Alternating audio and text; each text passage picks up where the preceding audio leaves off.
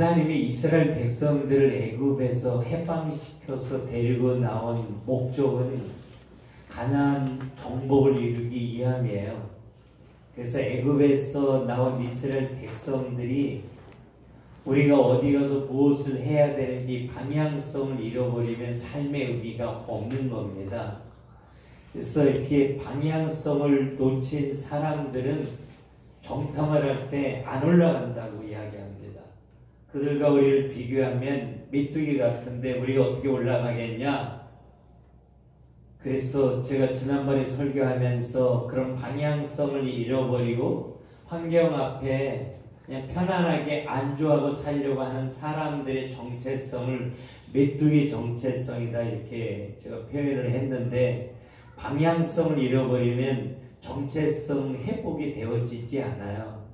내가 왜 살아야 되는지, 왜 응답받고 축복받아야 되는지 우리가 방향성을 정확하게 알고 하나님 앞에 서면 내 정체성이 회복되기 시작하는 거죠. 그래서 방향성을 잃어버린 1세대가 죽을 때까지 기다렸다가 2세대를 데리고 이제 가나안 땅을 정복하게 되는데, 2세대를 데리고 가나안에 들어가기 전에 그들이 하나님을 어떻게 섬겨야 되는지, 또 가나안에 들어가면 기후, 환경, 또 조류는 어떤 거며 어류는 어떤 게 있는 건지, 풍토병은 뭐가 있는 건지, 또 어떤 바이러스가 있는지, 또 여자들은 어떤 산부인과 병이 생겼을 때 어떻게 해야 돼, 이런 부분들을 굉장히 자세하게 미리 가르쳐 주셔요.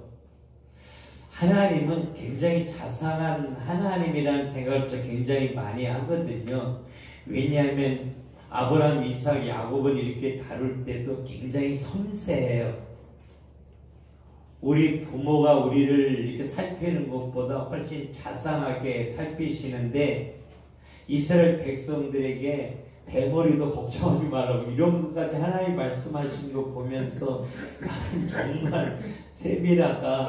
뭐 비료기과, 제가 이것도 써놨는데 산부인과, 이비인후과 이런 걸 다 미리, 왜냐하면 그때 의사가 없었잖아요. 혹시라도 가나안에 들어가서 얘네들이 병들면 어떡하지, 얼마나 당황할까, 이런 걸 하나님이 다 생각하셔요. 그 자상한 하나님의 손길로 그분이 우리를 지키셔요.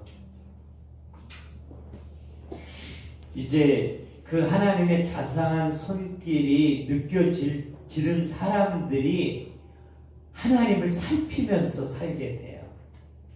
하나님이 이제 아브라함을 이렇게 자상함으로 살폈을 때에 아브라함이 그 사람을 확인하고 나서 아브라함이 하나님을 살피는데, 소돔하고 전쟁에서 엄청난 재물을 소돔 임금이 주니까 나 그거 안 가져갈 거야. 너같이 하나님 안 믿는 사람이 나 부자 되겠다면 우리 하나님 되게 섭섭하게 생각하실 거야. 이러면서 하나님의 마음을 살피는 자로 바뀌어져요. 이게 복음이에요. 그러니까 우리가 늘 하나님 앞에 늘 하나님 이것 떼쓰고 안 준다 그러고 달라 그러고 조르고 맨날 이렇게만 사는데, 정말 이 하나님의 자상한 손길이 느껴지는 사람은 하나님을 살피는 자로 바뀌어져요. 그래서 나를 힘들게 하는 사람 만나더라도 하나님이 저 사람 나를 통해서 살리려고 그러나 봐, 이렇게 하나님의 마음이 자꾸 살펴지면서 현장이 살아나게 되는 거죠. 근데 이제 가나안 땅에 들어가게 되면 내가 이 가나안 땅을 다 정복하게 할 텐데, 꼭 당부하는 게 가나안 땅에 있는 모든 걸 다 없애버리도록 이렇게 하나님이 요구해요. 근데 이게 참 이해가 안 가요. 가나안 땅에도 좋은 게 많이 있잖아요. 뭐 짐승들도 좋은 게 있고 사람들도 괜찮은 사람들이 있는데, 이걸 그냥 싹 쓸어버리라고 아주 굉장히 잔인한 것 같은 하나님. 거기 착한 사람도 많이 있을 텐데 그걸 어떻게 다 죽이냐고 막 이러면서 하나님 이해가 좀 어려운데, 하나님이 자기 백성을 너무 사랑하시니까 뭘 염려했냐면 가나안의 종교와 문화를 염려한 거예요. 가나안의 문화는 거의 요즘 말로 말하면 귀신 문화 이렇게 얘기하죠. 우리 제사하는 것도 한국의 문화라는 생각을 참 많이 해서 기독교가 들어올 때 제사라고 하는 문화가 복음 들어온 가장 걸림돌이었거든요. 그래서 조영기 목사님이 제사해도 괜찮으니까 교회 와 이 얘기했다가 이단으로 걸렸었거든요. 근데 저는 이해를 해요. 제사 때문에 교회 못 오니까 얼마나 안타까워서 제사를 한 건 하더라도 교회를 와라 이런 마음으로 했던 것 같은데 그걸로 한국교회가 한번 많이 흔들렸죠. 그래서 자기 백성이 가나안 땅에 들어가서 온전한 하나님의 나라를 이루려고 하면 이 문화가 복음 문화여야 되는데 가나안 종교가 만들어낸 우상 문화가 이스라엘 백성들을 한꺼번에 섞여버리게 만들 걸 염려하신 거예요. 예, 이 사건이 발람의 바알 부월 사건이라고 부월산에서 발람 선지자가 이스라엘 백성들을 저주하려고 하는데 하나님이 저주를 가로막죠. 그래서 나귀가 입을 열어 말하게 하면서 오히려 축복하게 해요. 그러니까 저주는 하지 못하고 어떤 아이들 냈냐면 부월산에서 바알을 섬길 때 미디안의 이쁜 여자를 다 데려와 줘라. 그리고 그 자리에 이스라엘 장로들을 초청해 줘라 그래요. 그래서 이스라엘 장로들을 초청해서 왔는데 막 눈이 뒤집어지니까 너무 이쁜 여자들만 모여 있어서. 그런데 거기 바알 신을 섬길 때는 어린 아이를 잡아서 불살라 드리는 이런 종교였거든요. 그리고 이제 동성끼리 성적인 관계를 갖고 수간을 하는 이게 이제 바알의 종교 예식이었어요. 근데 여기에 이스라엘 장로들을 초청해 왔는데 한꺼번에 미디안 여자들과 더불어서 무너졌거든요. 그러니까 하나님은 이제 이런 부분을 염려한 거예요. 하나님의 백성이 하나님 세상과 섞이지 않아야 온전한 하나님의 나라를 만드는데 가나안 종교 그 가나안 더러운 문화 속에 들어가면 내 백성 한꺼번에 무너지면 어떡하지? 이건 정말 안 될 것 같아. 그냥 싹 깨끗하게 만들어야 돼. 이 생각을 하나님이 하시고 가나안의 모든 것들을 진멸하게 했는데 이스라엘 백성들이 가나안 정복을 하면서 이걸 다 못해요. 그래서 이스라엘 백성들이 가나안 땅에 살면서 가나안 종교에 무릎을 꿇고 하나님을 섬기면서 바알과 아세라를 함께 섬기게 되죠. 그리고 가나안 문화 속에 섞여서 온전히 하나님의 뜻을 이루지 못하고 영적으로 아주 혼란한 사사기의 시대를 만들어다 준 거예요. 그래서 하나님의 백성들에게 하나님이 가장 강력하게 원하는 건 정말 섞이지 말고 그들을 하나님의 백성으로 이끌어와라. 이게 네가 살아야 될 의미다, 목적이다 이야기를 하는데 이 방향성을 잃어버린 사람에겐 하나님이 역사하신 의미가 없다는 거예요. 여러분, 우리가 경제를 만들어야 되는 이유, 공부하는 이유, 우리 학생들 공부하고 직장인들이 직장생활하고 비즈니스 하는 이유, 누군가 이성교제를 하고 가정을 꾸미려고 하는 이유, 그 큰 이유는 이것을 통해서 정말 하나님을 알지 못하는 사람들에게 이 복음을 흘려보내 하나님을 아버지라고 부르고 왕으로 섬기고 그 통치 아래서 행복하게 살 수 있도록 그들을 건져내는 게 우리의 목적이에요. 이 목적 없이 사는 사람들을 죄인 이렇게 얘기해요.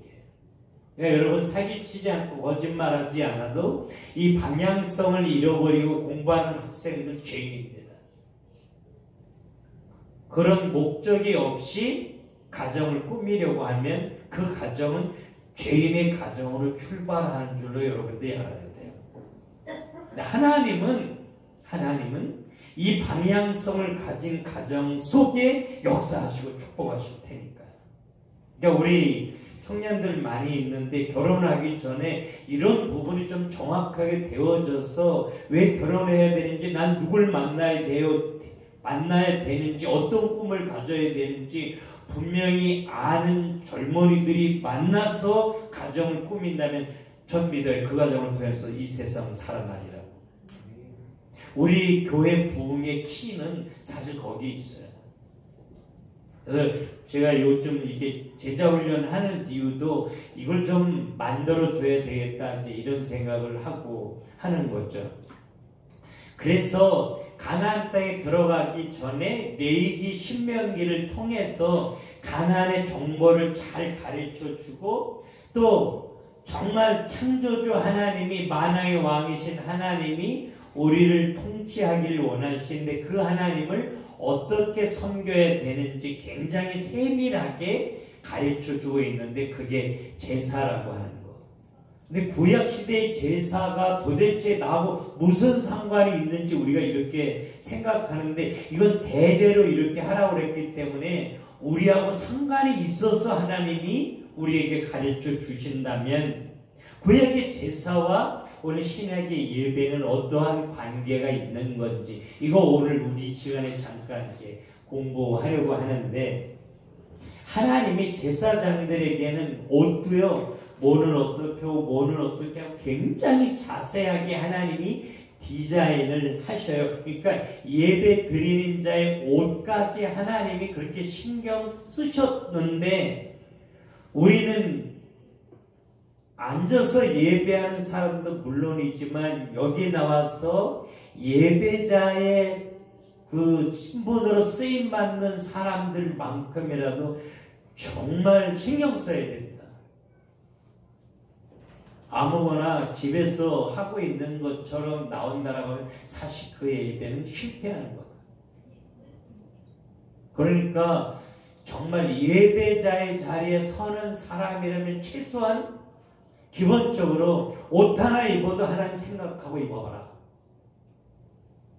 제가 복음이 되고 나서 잔소리 하는 거 저 없어졌거든요. 제가 미국에서 목회할 때는 교인들이 저 되게 무서워했어요. 왜냐하면 가만 안 두니까요. 아무리 저보다 나이 많아도 예. 저 굉장히 무서워했는데 요즘은 저 무서워하는 사람 하나도 없잖아요. 그래서 제가 지난번에 찬양단에게 티를 만들어준 이유는 잔소리하지 말고 옷을 깨끗하게 입혀보자고 해서 제가 하는 거예요. 여러분, 저는 꼭 어떻게 하라보다 우리 마음이 정말 예배자의 자리에 있었으면 좋겠다라고 하는 겁니다. 그래서 찬양 인도자 또 찬양단 모든 중심에 정말 우리가 예배자로 하나님 써주시는 거잖아요. 이게 얼마나 귀한 건지 성경은 이야기하거든요. 그래서 예를 들어서 법궤를 메고 가는 사람들이 그 고리도 금으로 만들었고요. 이거 채를 이렇게 껴가지고 매는데 이것도 전부 정금으로 싸게 했어요. 그러니까 예배자의 머리에 강하게 기름 부으시는데 늦게 오는 거, 이런 건 정말 심각합니다. 네. 그러니까 최소한 이 예배를 어떻게 드려야 하나님이 기뻐 받으시는 건지, 온전한 하나님이 원하시는 예배를 드릴 때, 하나님께서 출애굽기 29장 42절에 보면 그때 만나주시고 내가 너에게 말할 거야 이렇게 얘기하거든요. 제가 여러분들 교재에 자세하게 써놨으니까 여러분들이 한번 집에 가면 읽어보셔요.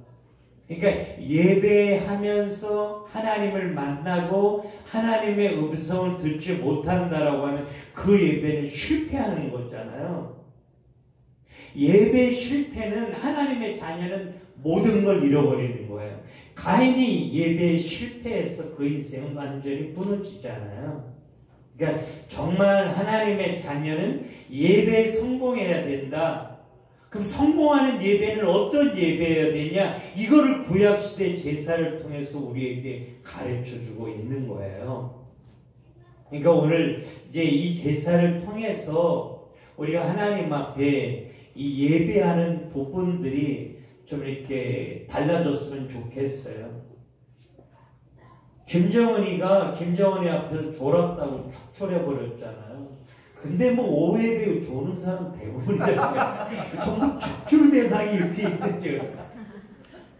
김정은이 앞에 졸아도 축출인데 이건 만화의 왕신 하나님 앞에 맨날 졸고 앉았고 진짜 축출 안 되고 여기 앉아있는 것도 은혜라. 하나님이 김정은이랑 똑같겠습니까? 그렇다고 축출하지는 않지만 하나님이 내가 졸고 있음에도 아이고 저 자식 얼마나 피곤해서 졸까 그렇게 생각하시겠죠. 그러나 정말 하나님이 원하시는 제자는 하나님이 원하시는 예배는 어떠한 것인지 우리가 알고 예배는 해야 된다는 거예요. 그래서 제사 중에 가장 기본적인 제사가 번제예요. 근데 여러분 나머지는 이제 여러분들이 교재를 보면 알고 제가 중요한 것만 얘기할게요. 번제를 드릴 때는 각을 다 떴어요. 머리, 몸통, 팔, 다리 이렇게 각을 4개로 떴죠. 그래가지고 그걸 전부 이제 불살라 드리는 게 번제예요. 그 다음에 내장은 다 씻어서 이렇게 불살라 드렸어요. 그러니까 하나님이 머리서부터 팔, 다리까지 내장까지 깨끗하게 씻어서 하나님 앞에 불살라서 온전히 드리는 게 번제라고 하면 하나님이 우리에게 무엇을 원하시느냐? 예배는요, 내 전체를 하나님 앞에 드리는 게 예배예요. 그 내장까지 씻어서 드리라고 하는 건 내 마음 전체를 하나님 앞에 드리는 거.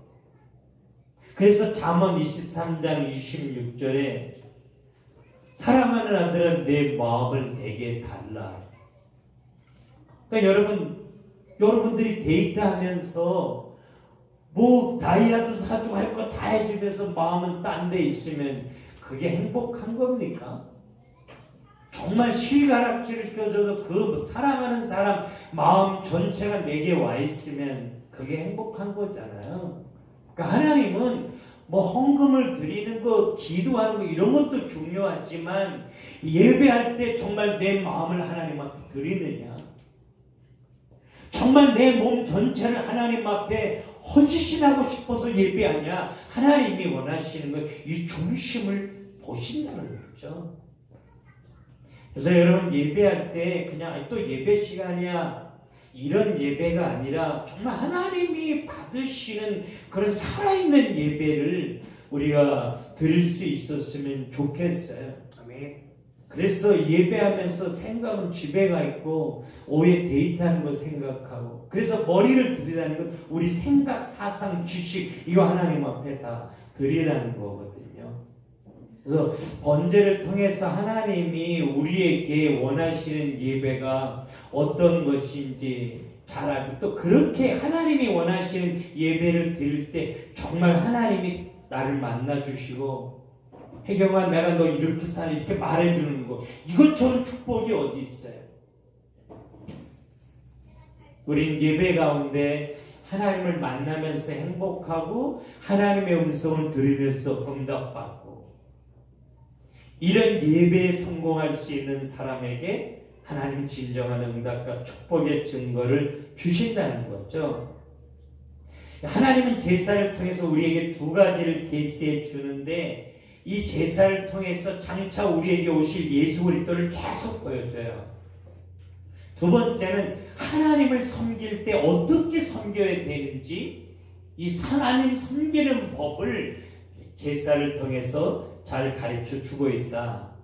근데 여러분 번제는 이제 제사의 기본인데, 번제는 자기가 나 하나님 너무 좋아, 나 하나님 앞에 감사하고 싶어 이럴 때 이제 자기가 문득 번제를 드리고요. 내 생일이야 그래서 번제도 드리고, 번제는 자기가 가끔씩 필요하다고 느낄 때 드리는데, 상번제가 있어요. 상번제는 제사장이 아침과 저녁에 매일매일 드리는 게 상번제예요. 근데 상번제를 드릴 때는 모든 성도들이 성소를 향해서 기도하는 시간을 가졌습니다. 그래서 하나님이 왜 상번제를 드리게 했느냐, 우리의 예배는 계속되어져야 된다는 거예요. 아니 돈도 벌어야 되고 공부도 해야 되는데 어떻게 예배를 계속 드려야 되냐. 그래서 하나님이 히브리서를 통해서 계속해서 예배하는 게 어떤 것인지 우리에게 가르쳐주고 있는데 우리 노은기 자매님이 한번 읽어봐요. 히브리서 13장 15절 16절. 히브리서 13장 15절 16절 크게 읽어. 그러므로 우리는 예수로 말미암아 항상 찬송의 제사를 하나님께 드리자. 이는 그 이름을 증언하는 입술의 열매니라. 오직 선을 행함과 서로 나눠주기를 잊지 말라. 하나님은 이 같은 제사를 기뻐하시느니라. 예. 네. 선을 행하는 거, 예소리들을 복음을 말하는 거, 누구 도와주는 거, 이것이 하나님이 받으시는 제사다. 내 입술의 열매가 제사여야 된다라고 하는 거죠. 그러니까 우리의 삶이 이런 제사 드리는 삶이 되어져야 되는데 세상에 나가면 하나님 없는 사람처럼 말하지 않냐는 거죠. 이건 상번제를 안 드리는 거예요. 그러니까 하나님이 우리의 예배가 계속 지속되기를 원해서 상번제를 드리게 했는데 그건 바로 우리 입술의 열매다. 선을 행하고 나눠주는 게 바로 하나님이 기뻐 받으시는 제사다. 우리에게 이제 가르쳐 주고 있기 때문에 여러분들의 삶 속에 예배가 계속 지속될 수 있었으면 좋겠어요. 그 다음에 상번제를 드릴 때는 고운 가루에 기름을 섞고 포도주를 더해서 번제와 같이 불에 태운다고 출애굽기 29장 40절에 말하고 있는데 고운 가루는 회개하는 심령을 상징합니다. 그리고 포도주는 기쁨을 상징하고요. 기름은 성령을 상징해요. 그러니까 우리가 예배할 때 정말 회개하는 마음으로 예배하면 성령의 기름 부으신 은혜가 그에게 있다는 거예요. 회개하는 자에게. 그리고 성령이 그에게 임할 때 그 사람에게 하나님이 주시는 위로와 기쁨이 흘러넘치게 된다는 거죠.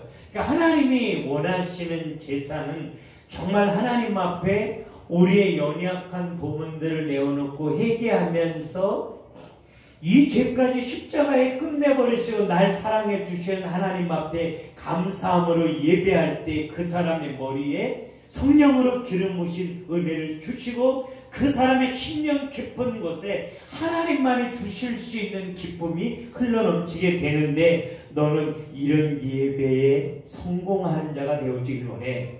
이게 이제 구약의 제사를 통해서 우리에게 가르쳐 주고 있는 거죠. 이 두 번째는 화목제를 드려요.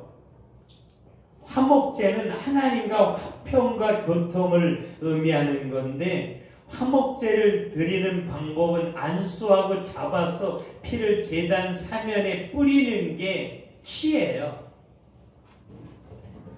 그래서 여러분 우리가 하나님과 우리와의 관계가 깨어짐으로 우리 인간에게 불행과 고통과 저주와 사망이 찾아왔잖아요. 그래서 하나님과 나와의 관계가 회복되어져야 되잖아요. 화목한 관계로 바뀌어져야 되는데 하나님과 나와의 관계가 회복되어지는 건 단 한 가지, 예수 그리스도 십자가의 보혈로만 가능하다는 거죠.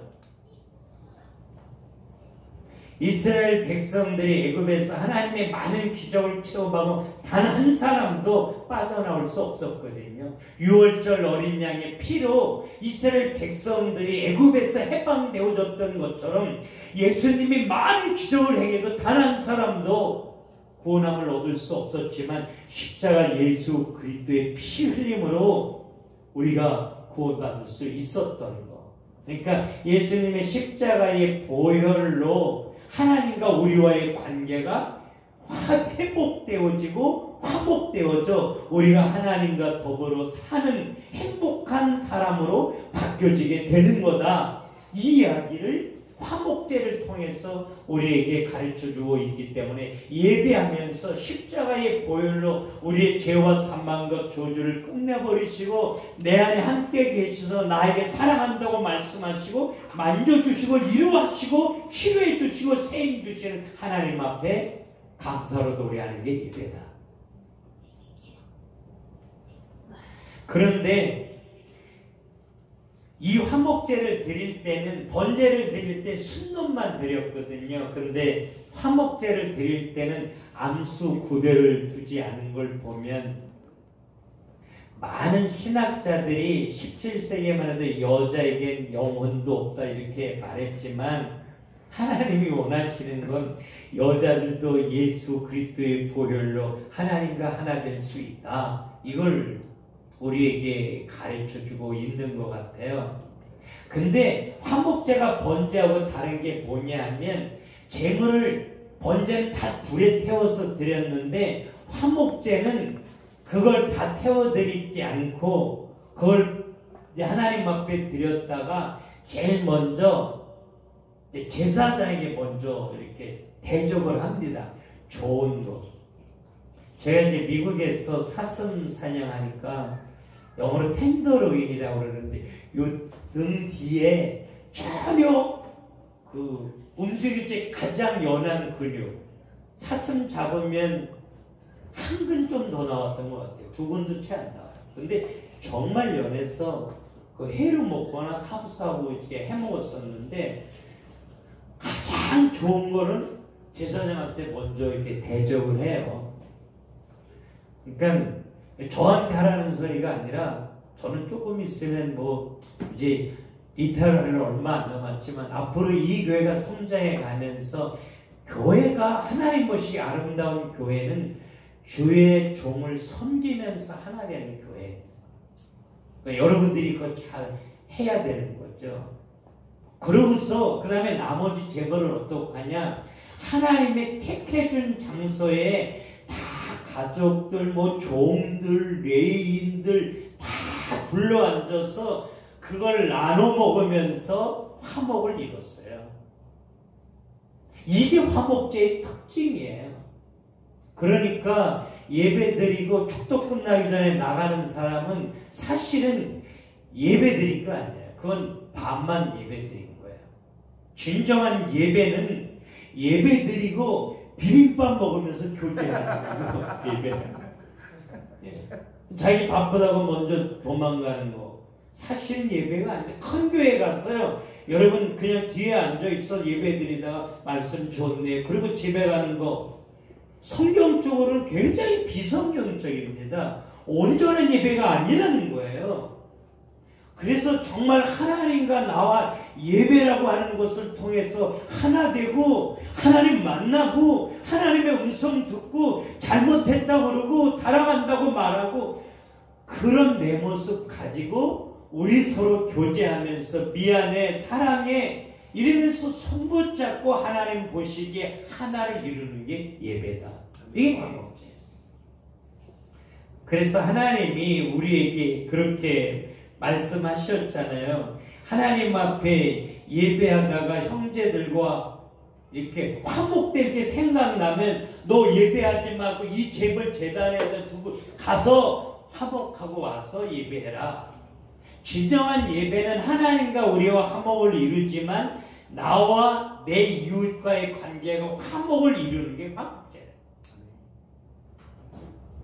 죽일 놈 살릴 놈 하고 와서 예배하고 혼자 은혜 받았다고 나가서 또 죽일 놈 살릴 놈 하는 거 진정한 예배가 아니라는 겁니다. 그러니까 예배에는 하나님과 내가 정말 화목을 이룬 거라면 그 증거로 나와 내 이웃의 관계가 화목을 이루게 돼요. 그래서 제가 이렇게 복음 전하면서 정말 하나님을 아는 복음의 사람으로 바뀌어졌다면 그 증거로 관계가 회복되어지는 거다. 그리고 관계가 회복되어진 사람이라면 그 사람이 가는 곳에 현장이 회복되어진다. 제가 그래서 이렇게 말하는 거예요.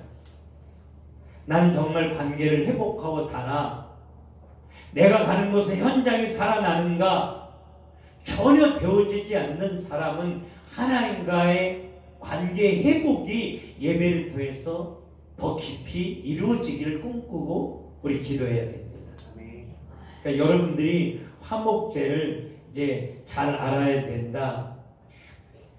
그 다음에 여러분 다음 페이지 이렇게 보면 속죄제, 속건제 그렇게 이야기하고 있는데, 여러분 속죄제는 뭐고 속건제는 뭐냐? 속죄제는 내가 하나님 앞에 지은 죄를 용서받을 때, 속건제는 사람에게 지은 죄를 용서받을 때. 이거 좀 세포를 해놓으신 거예요.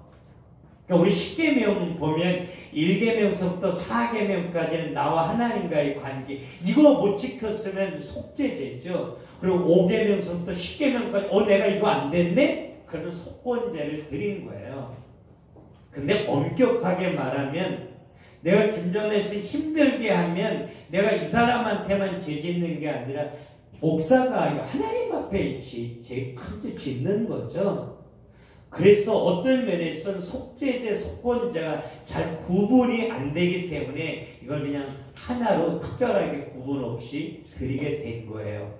그러나 성경에 속죄제가 무엇이고 속건제가 무엇인지 여러분들이 좀 잘 이해를 했으면 좋겠고요.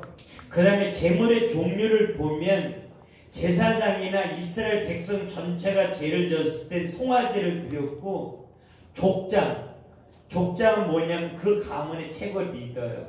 족장들에겐 하나님의 축복과 저주권을 줬거든요. 하나님의 대리로. 그래서 족장들이 죄를 졌을 땐 수염소를 드렸고, 평매는 암염소나 암양, 이렇게 제물의 등급을 두셨는데, 왜 제물의 등급을 두셨는가? 그거는 앞으로 장차 널 위해서 더 멋있는 제물이 올 거야. 다시 말하면 예수 그리스도를 의미하는 거죠. 양이나 염소 이렇게 짐승의 피로 하지 아니하고 예수의 피로, 예수 그리스도가 제물되어 우리 인생의 모든 문제를 끝내버리실 것을 우리에게 이제 가르쳐 주고 있는데, 죄 용서함 받기 위해서 가난한 사람은 짐승이 없으면 이거 죄 용서함 못 받을까봐 비둘기 새끼를 사서 드리겠고요. 비둘기도 살 수 없는 가난한 사람들을 위해서는 이제 고운 가루육 한 움큼을 가져와요. 그러면 이기태 입사님이 나 잘못했어, 짐승 잡아고 돈 많으니까 양 잡아서 이렇게 제사하면 옆에 있다가 제사하고 가면 짐승 잡을 때 피가 떨어졌을 거 아니야. 그 피 떨어진 피에다가 내 고운 가루를 섞어서 드리면서 죄 용서함을 받게 하신 거예요. 그러니까 어떤 사람, 너 왜 교회 안 가? 나 돈 없어서 교회 안 가. 이런 사람. 성경을 모르는 거예요. 하나님은 정말 가난한 사람들까지라도 하나님 만나 죄 문제 해결받고 하나님의 놀라운 사랑과 축복 가운데 거하기를 하나님이 원하신 거예요. 그러니까 이렇게 가난한 사람들까지라도 하나님이 세밀하게 신경 써서 이렇게 하나님을 섬기는 법을 우리에게 가르쳐 주신 거구나. 여러분들이 그렇게 이해하면 좋겠고요.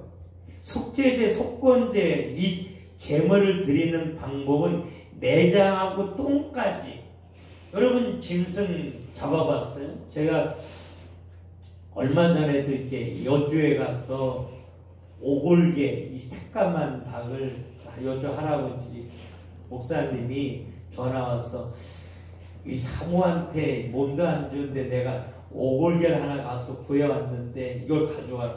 그래서 오골개를 준비해놨다고 그러는데 안 갈 수가 없고 갈 수 없이 이제 여주까지 오골개를 가져오러 갔는데, 이거 산달 가져와서 잡아야 되잖아요.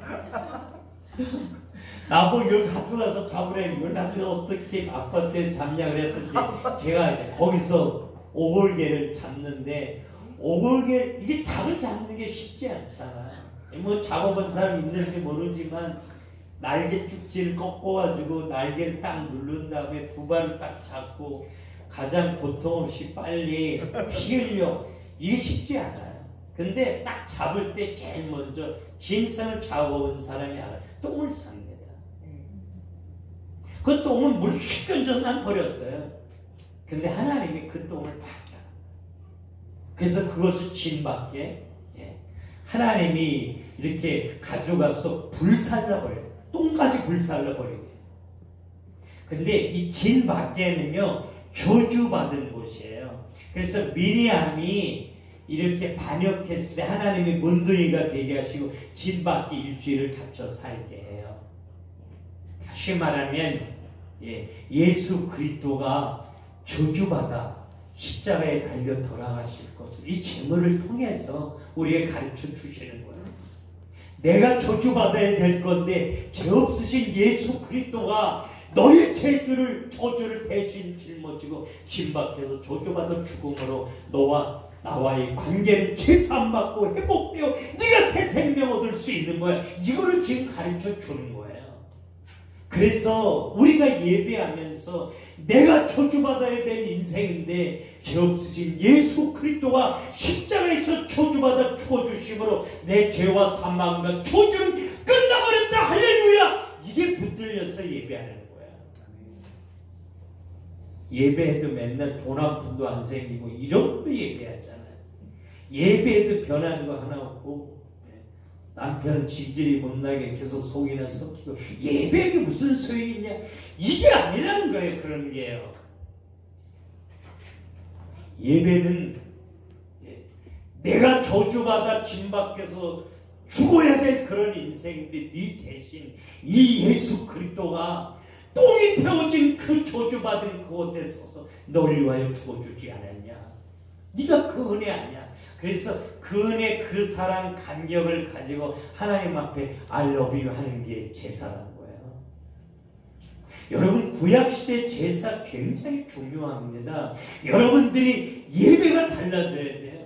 우리 그래서 예배 성공해야 됩니다. 예배 성공해야 하나님의 진정한 응답과 축복의 증거가 우리에게 온다는 것입니다. 네, 속죄제, 속건제를 드릴 때 제일 먼저 자기를 자복하는 회개가 있어야 돼요. 그래서 시편 51편 17절에 다윗이 주께서 구하는 제사는 상한 심령이라 그렇게 이야기하고 있는데 예배를 드릴 때 제일 먼저 한 주일 동안 우리가 세상에서 지었던 불신앙, 불순종 이런 죄를 발견하고 회개하면서 앞으로 예배에 임했으면 좋겠습니다. 우리 예배 참 정신 맨 마지막 우리 한번 봐요. 내 몸과 마음을 바치는 번제와 하나님과 교통하며 성도가 서로 교제하며 하나 되는 화목제의 정신과 내가 하나님께 지은 죄와 이웃에게 지은 죄를 회개하는 모든 요소가 이 예배에 포함되어져 있는 줄로 믿고 정말 하나님 앞에 기쁨이 되는 예배, 살아있는 예배, 하나님을 만나는 예배, 하나님의 음성을 듣는 예배, 그래서 우리의 삶이 바뀌어지는 멋진 예배의 삶이 여러분들에게 있기를 주님의 이름으로 축원합니다. 아멘. 기도합시다.